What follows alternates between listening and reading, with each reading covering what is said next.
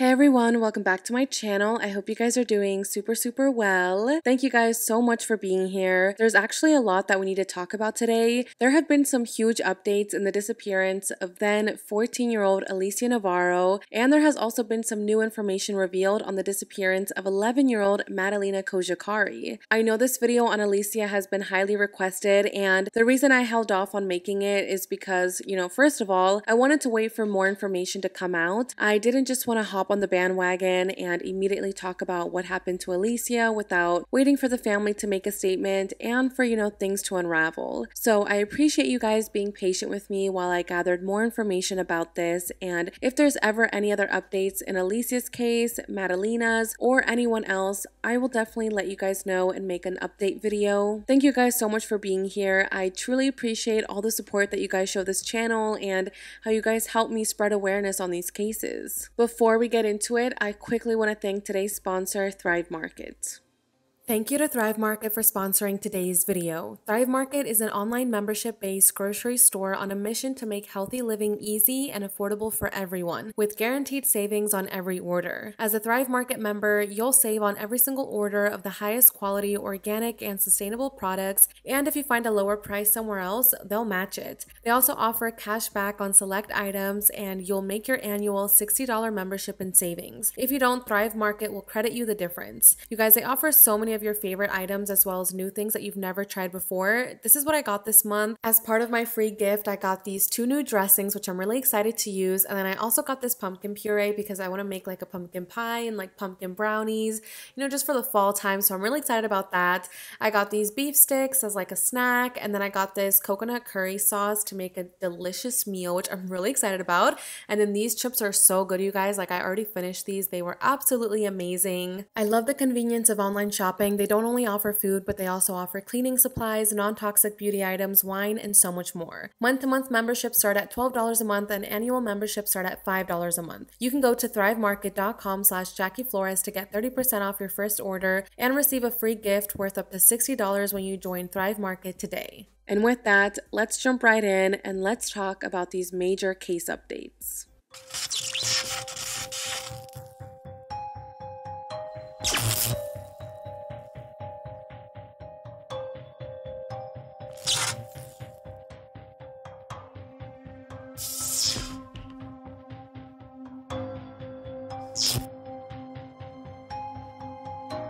Let's start off by talking about Alicia Navarro. If you guys remember, a few months ago I did a video on her disappearance, and I was able to make the video with the help of her mother, Jessica. Now, Jessica is just an absolutely wonderful person. She is just so incredibly strong, and she's worked so hard to get the word out about her daughter's disappearance. She's worked with numerous channels, she's done interviews with news stations, she has her own Facebook page, her own TikTok, her own Instagram, she has all these platforms where every single day she posts about her daughter's disappearance and make statements about what happened to her. She just wanted as many people as possible to know that her daughter was missing. Now, because Alicia is autistic, Jessica was really worried that someone would take advantage of her, and she was also just scared at the fact that Alicia was out there in this world all by herself, completely vulnerable to strangers. So what happened to Alicia Navarro? On September 14th, 2019, just 5 days before Alicia's 15th birthday, Alicia was feeling a bit anxious, and she asked her mom if she could stay home from school. At this point, Alicia was a freshman in high school, and Jessica decided to let her daughter stay home from school that day to relax and, to just not overwhelm her. They ended up just having a girls' day together. They went to McDonald's to get Alicia's favorite meal, which was chicken nuggets. They got their eyebrows threaded, and then they went to go get some chocolate at the end of the day. Now, Jessica says that nothing was odd that day. Alicia seemed very happy, and they actually had a really good day together. The next morning, when Jessica woke up, she realized that Alicia was gone. She went outside to look for her daughter, and that's when she saw that there were 2 chairs placed up against the brick fence of their yard. It seemed like Alicia had put these chairs there so that she could climb over the fence and leave her house. When Jessica went back into Alicia's room to look for more clues as to what could have happened to her, she found a note. This note read, "I ran away. I will be back. I swear. I'm sorry. Signed, Alicia." Alicia. Jessica just couldn't believe this. It just didn't seem like her daughter to run away and just leave everyone and everything behind. As soon as she found this letter, she called the police and she reported her daughter as missing. An investigation began, and something that Alicia really loved to do was spend her time on the internet. She loved to go on Discord and,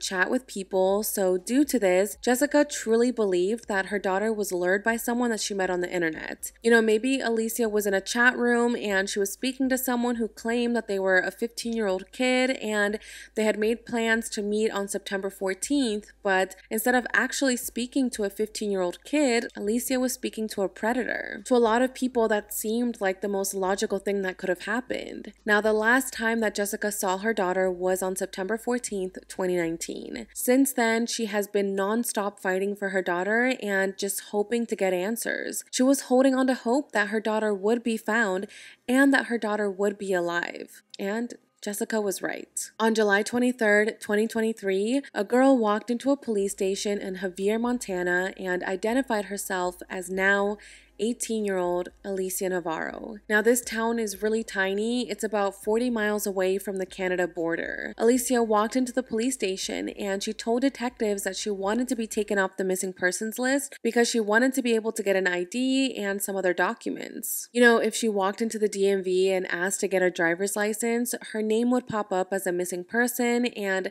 police and her family would have been notified about this. So I'm assuming that's why she wanted to get herself off the list, that she could apply and have no issues. So police in Montana hear this, and I'm sure that was probably very shocking to them. They asked Alicia if anyone had hurt her, and she said no. They also confirmed that it did not appear that Alicia was harmed and that she didn't need any immediate medical attention. After taking down her information, police in Montana contacted the Glendale, Arizona Police Department, who were in charge of Alicia's case, and told them about what had just happened. Detectives from the Glendale Police Department got on FaceTime and they actually spoke to Alicia through the phone. And again, they asked her, "Did anybody hurt you in any way?" And Alicia said, "No, nobody hurt me."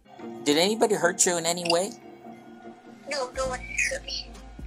Okay, because our goal is we just want to make sure that you're safe.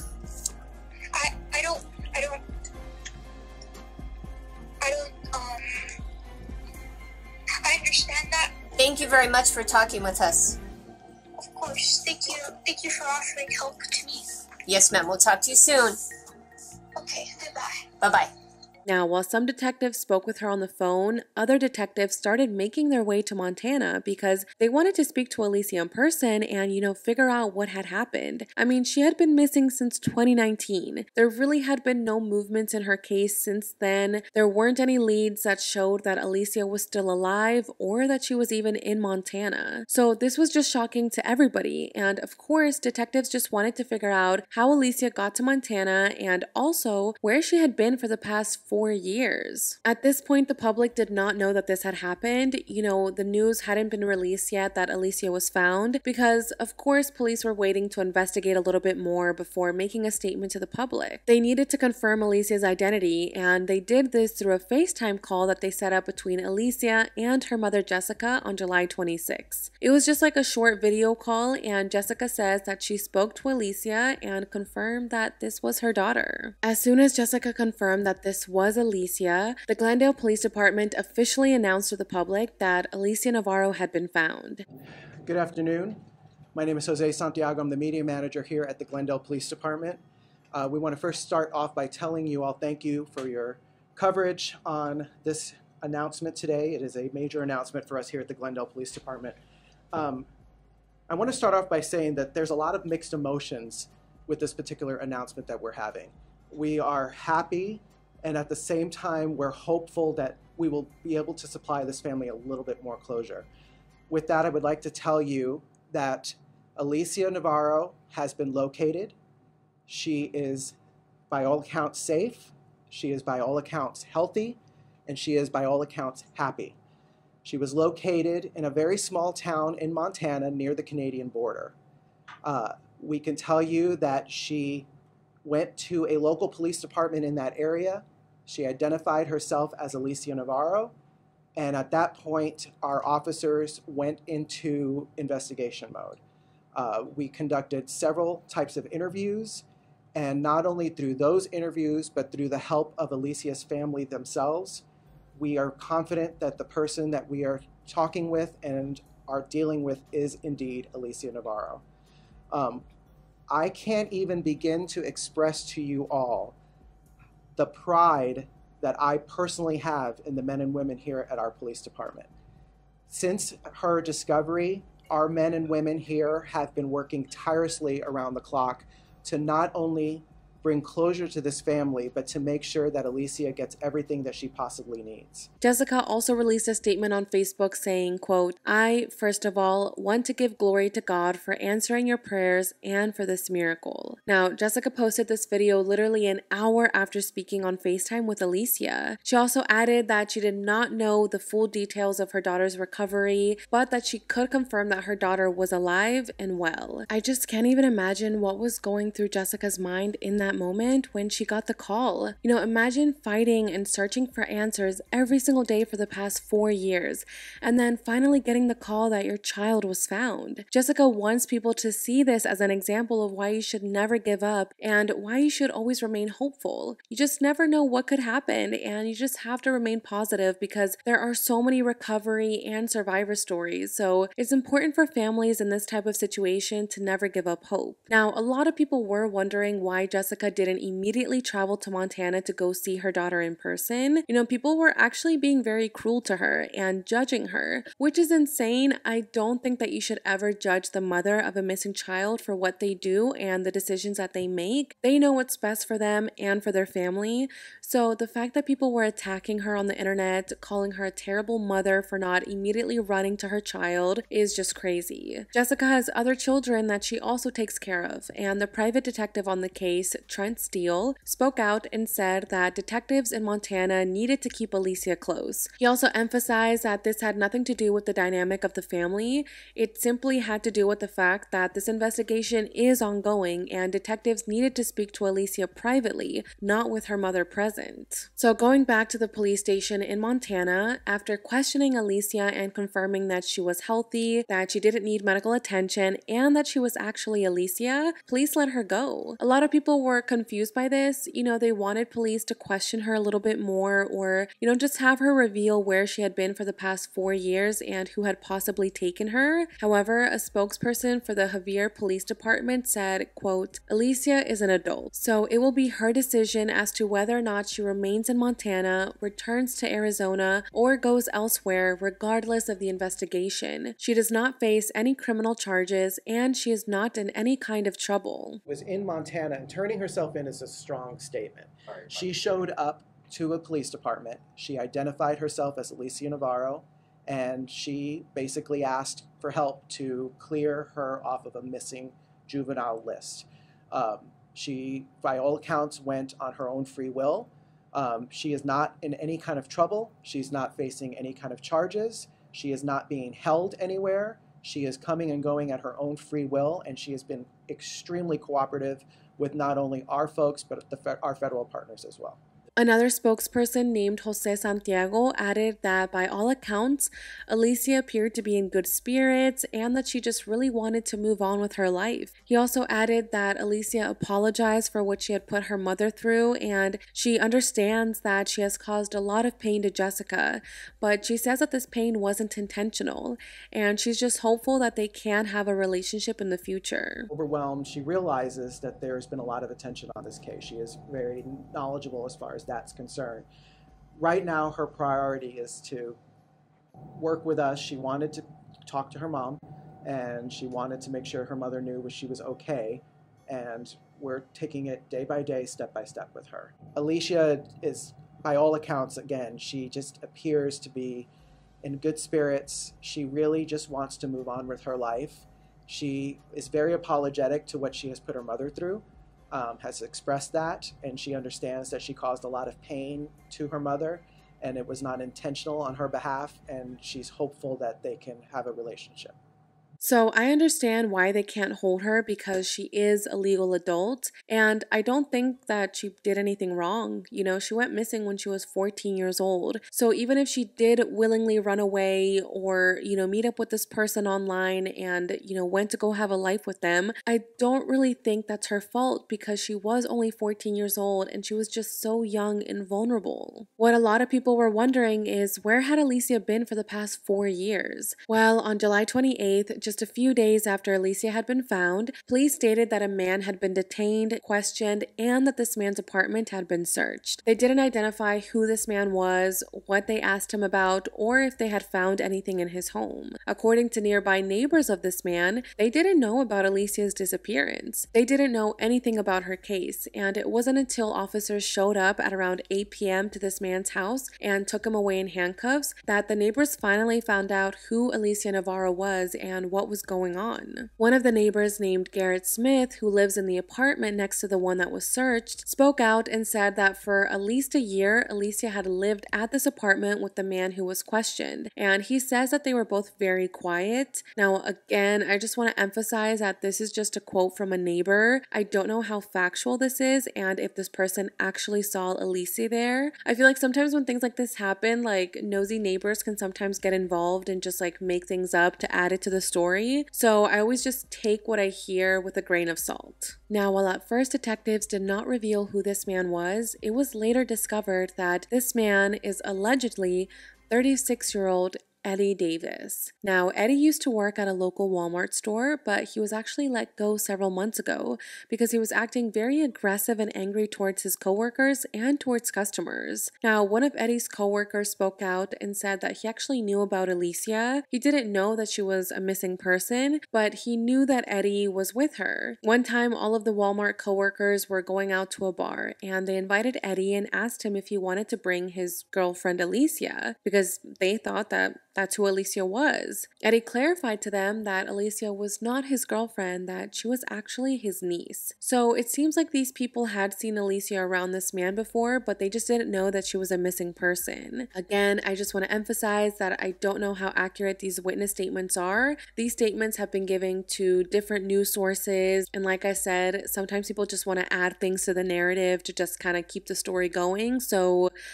yeah. As for how Alicia met this man or how long they've been living together or talking to each other, we really don't have that information yet. I'm sure detectives are investigating this and trying to get to the bottom of it. The situation is just very eerie. I mean, this man is 18 years older than Alicia. Why is he with her? Detectives say that no arrests have been made at this time, and there's also been no persons of interest or suspects. However, 4 people have been interviewed, but no other information about these interviews or about more details in the investigation have been released, which of course is completely understandable. This is an active investigation, and detectives are requesting time and patience as they gather everything and try to put together what has happened in the past 4 years. I know Jessica believed that her daughter was lured by someone that she had met on the internet, so a lot of people wonder if that's this man. Did he speak to Alicia through Discord or through another platform and somehow manipulated her into running away and being with him? Trent, the private detective on the case, said, quote, "There's still a lot of moving parts, a lot of moving pieces. I think information is probably going to continue to come out for the next weeks, months, maybe even years." Now, if you guys remember from my original video, Trent has been working by Jessica's side for the past 4 years, helping her collect tips, gather information, and just keep the case going. He said that he's gotten around 1,000, maybe 2,000 tips over the past years of what might have happened to Alicia. He said that there have been sightings basically all over the world. You know, he's gotten tips from Europe, Mexico, Canada, Los Angeles, New York, Seattle, Miami, everywhere. He says that now the million-dollar question is, why did Alicia end up in Montana? As for how her family has been dealing with this, they released a statement on July 27th that read,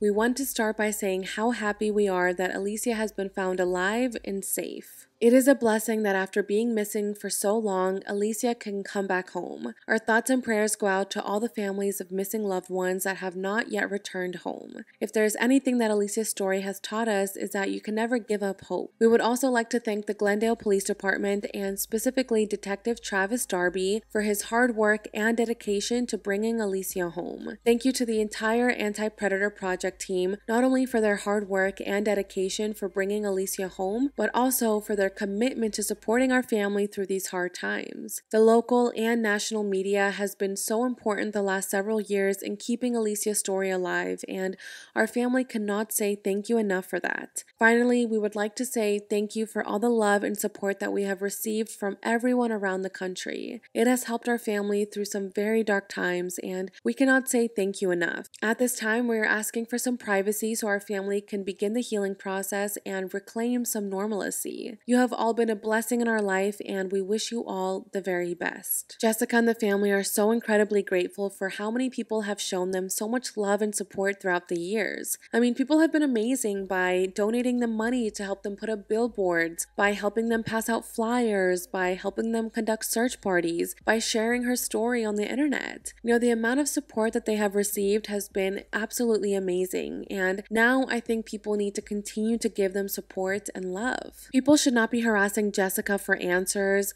They shouldn't be harassing her for what happened to her daughter or for not going to Montana right away. You know, Jessica has already been through so much. I mean, her child went missing 4 years ago, and now her child was finally found alive.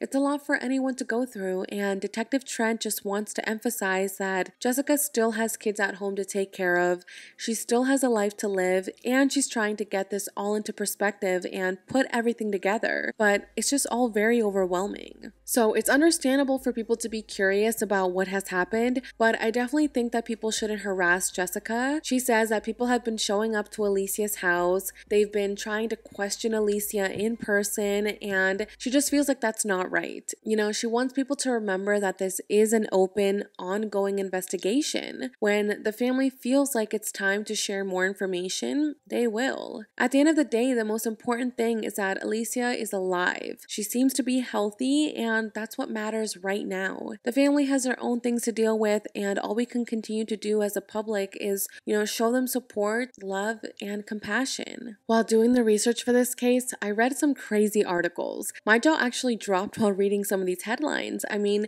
so many articles were so rude towards Alicia. They were basically blaming her for what has happened, and they also just stated that Alicia wanted to run away to be with this boyfriend, which this guy really can't be her boyfriend because, she was 14 years old when she went missing, and he's 18 years older than her. So if she did run away because of this man, that meant that she was a minor when she was speaking to this man. So he's definitely not her boyfriend, and we just have to remember to be respectful. No one should be calling Alicia a spoiled brat or a horrible person. We need to remember that she was 14 years old. She was vulnerable, and I'm just happy that she was found alive. I feel like people are really upset at the fact that Alicia didn't call her mom to just let her know that everything was okay, to, stop the mom from going through everything that she had gone through for these past 4 years. But at the same time, a lot of people also feel like Alicia probably was groomed by this man, and he probably manipulated her into not contacting her family until she was 18 years old when she was technically no longer a minor, and maybe in his head he thought that they wouldn't be able to get in trouble anymore because Alicia is now 18. So I don't think that Alicia should be charged with anything because she was 14 when this happened. If anything, I do think that this man needs to be investigated because if he was talking to Alicia when she was a minor and grooming her and lured her away from her home, he needs to be charged for this. If he has been with Alicia for the past 4 years, living with her and in a quote relationship, that is not okay. So as I mentioned, I'm sure detectives are looking into this, and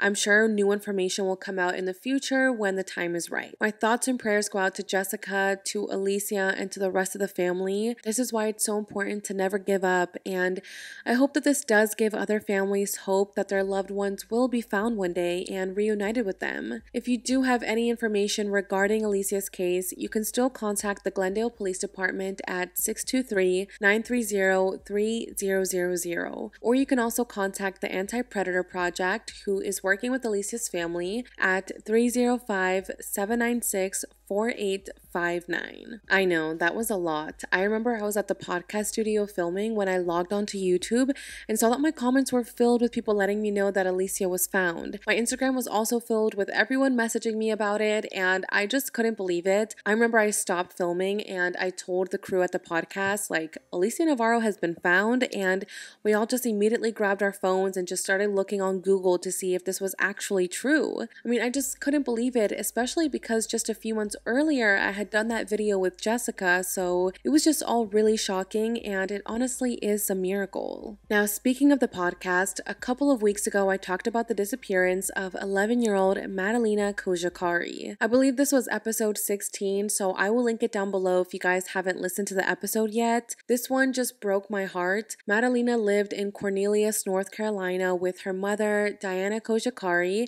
and with her stepfather, Christopher Palmeter. On November 21st, 2022, Madalina went to school and had a pretty normal day. When class ended, she got on the school bus and headed home. At around 4:49 p.m., security footage showed Madalina getting off the school bus with some of her classmates at the bus stop. The next day, on November 22nd, Madalina never showed up for school. She actually didn't show up for the rest of the week, or the following week, or the week after that. At this point, Madalina had missed 3 weeks of school, and on December 14th, Diana finally made contact with the school and told them that she would be showing up with Madalina the next day to talk about why she had been absent. However, only Diana showed up to this meeting. Madalina was nowhere to be found. The school asked her, "Where is Madalina? What happened to your daughter?" And that's when Diana told them that she hadn't seen her daughter since November 23rd at around noon, which is crazy because she was telling them this on December 14th.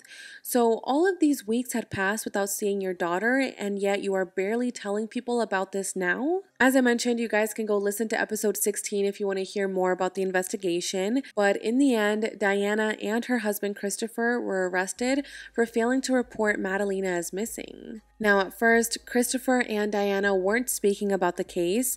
They claimed to know nothing about what happened to their daughter or about where she could be now. During the investigation, it was discovered that Diana had called one of her cousins a few times to help her smuggle Madalina and herself out of the country. She said that she was going to divorce Christopher, that she was scared of him, and that he was really abusive, and that she needed help getting away from him. So after this was revealed to the public, a lot of people started thinking, maybe Diana did do this. Maybe she did smuggle her daughter out of the country, and this in a way made the public and detectives feel a little bit hopeful. They figured that if Madalina was smuggled, maybe that meant that there was still a chance that Madalina was alive. Now, since Diana and Christopher were arrested, new information has come out about the investigation. According to a warrant that was issued in March of this year, there was a recorded jail phone call between Diana and her mother, Rodissa, who at the time was still in Moldova, which is where Madalina and Diana are originally from. In this phone call, they were talking about how they believed Christopher had given Madalina away for money. They also discussed something about a bag with money and something about withdrawing cash. Now, the full details of this conversation have not been released, but detectives say that Diana is aware that jail phone calls are recorded. So she was speaking about this with her mother, knowing that detectives could listen to everything she said. After hearing this, detectives looked into Christopher and Diana's bank records because, they wanted to establish a financial pattern to see if there were any new deposits entering their account that would indicate that they had received money after selling Madalina to someone. Now, at the same time, Christopher is also making some phone calls while in jail. And in one phone call with his brother and sister-in-law, he mentioned how Diana had a lot of cash with her and how he didn't know where Diana had gotten this cash from. He also told his brother that there was, quote, financial stuff coming up, and then his brother told him to not worry about it. So again, this conversation was just very odd, and if what Christopher is saying is true, that Diana did have a lot of cash come out of nowhere, what does that mean? Does that mean that Diana was the one that had sold her daughter and had received money because of this? Christopher and Diana had their court hearing on Thursday, August 17th, and they both pleaded not guilty for failing to report Madalina as missing. The case is expected to go to trial, and neither one of them them have been offered any type of plea deal. Again, both of them have been interviewed numerous times by detectives, but they still claim that they have no idea what happened to their daughter. Just less than 24 hours after this court hearing, Christopher's bond was actually lowered from $250,000 to only $25,000. So he was able to post bond and he was let out. He was ordered to have electronic monitoring and be subject to pre-trial supervision as part of his bond. Now, as he was leaving the detention center, a reporter actually caught this moment and asked him, "Where is Madalina?" And Christopher just ignored him and didn't even answer the question. Do you know where she is? Why didn't you report she's missing? Christopher, is Madalina still alive? Who is Diana afraid of? Where is Madalina? 45 minutes to get home for my curfew. Huh? Yeah, through those doors? Where are you going from here, Christopher? Did you sell her?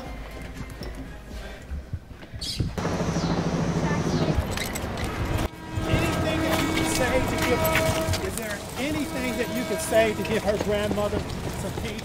Her grandmother is claiming that you sold Madalina. What do you have to say about that? Where is Madalina? Do you know where she is? Did you do what they say you did?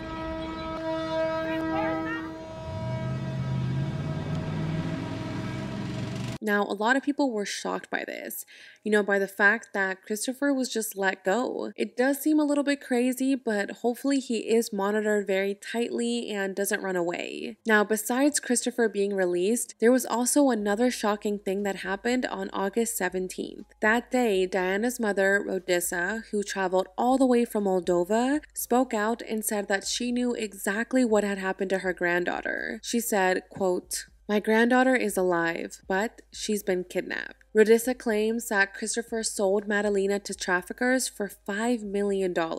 She said that he is not a good person and that, quote, "he stalked them for 2 years. They had no documents in his home. He stole their documents and held them in the home like prisoners." Today we heard from Madalina Cojocari's mother, Madalina's grandmother. With the help of a translator, she shared pictures with us and told us she believes Christopher Palmer is a criminal and that he sold Madalina. My Madalina is alive, and I hope the FBI and detectives find my granddaughter, and together with Diana and Madalina, will leave this country. She also added that Christopher would use narcotics to make Madalina and Diana sleep. He would actually put these narcotics in their juice so that they would drink it and then they would knock out. So the day that Madalina disappeared, Rodissa claims that Diana and Madalina drank the juice, they knocked out, and then Christopher took Madalina out of her bedroom and then just handed her over to traffickers. Now, Christopher claims that this is not true, but Rodissa says that Madalina is still alive and that the only reason Diana didn't call the police right away is because Christopher threatened to kill her if she did. Rodissa is adamant that Christopher knows who he sold Madalina to, and she's also adamant that Christopher is involved with other criminals. She also believes that Madalina may have undergone surgery to change her physical appearance with the goal of making it harder for law enforcement to find her. Reporters asked Rodissa, "Do you have a message for Madalina?" And as she was crying, she said, "I love you very, very much." She just misses her granddaughter, and the reason that she's speaking out about this is not just for Madalina, but for all the kids out there that have been victims of trafficking. This is just such a bold statement for someone to make, and I did get a couple of people sending me this on Instagram and commenting under my YouTube video, letting me know that Madalina had been sold. After reading these comments, I grabbed Google and I was like, let me see what's going on, because that is like a bold statement to make, that Madalina was sold for $5 million. Now, as for what the police think about the grandmother's statement, they said that they are considering all aspects of the investigation and that they will continue to investigate any and all leads that will help them find Madalina. There really is no proof that Madalina was trafficked. I'm sure police are looking into this, and I'm sure they're trying to find a way to prove that Christopher or Diana did do this, or just trying to figure out what actually happened to her. I feel like if Christopher did sell Madalina, it's not like these people would have just Zelled him $5 million. So I think that's why it's probably so hard for police to track down this money, because it's not electronic money. Hearing that just absolutely broke my heart. If she was sold by either one of her parents, that is just absolutely heartbreaking. This 11-year-old girl deserved better. I'm really confused with this one, so I would love to know what you guys think about this down below. As of now, Christopher is out, so hopefully he doesn't flee, and we will see what other information comes out. I will definitely keep you guys posted on any new movements. If you have any information regarding the disappearance of Madalina Cojocari, you can contact the Cornelius Police Department at 704-892-7773. That's pretty much all the updates I have for you guys today. I am so happy that Alicia has been found, and I do hope that she is able to reunite with her family soon. I can't imagine how difficult this must be for Jessica and for everyone else. I do hope that this man is investigated, and if he did, groom Alicia or do something to her, he definitely needs to face criminal charges, and I just hope that Alicia is able to heal from this. As for Madalina, I just hope that she is found alive and that the truth of her disappearance comes out. Just looking at the surveillance video of Madalina getting off the school bus makes me so sad. She got off that bus thinking that she was gonna go home and be safe, but instead she vanished. If her parents did smuggle her, or if, her parents were involved in this, that is just absolutely horrendous. Cases with children are just so sad. I don't understand how someone could hurt a child. Hopefully Madalina's case does have a positive outcome. Thank you guys so much for being here and for taking the time to listen to these updates. You guys are literally the best familia ever, and if there's ever any other cases that you would like me to cover, please leave me a comment down below so I can add it to my list. Thank you again to Thrive Market for sponsoring today's video, and I will see you guys in the next one. Bye!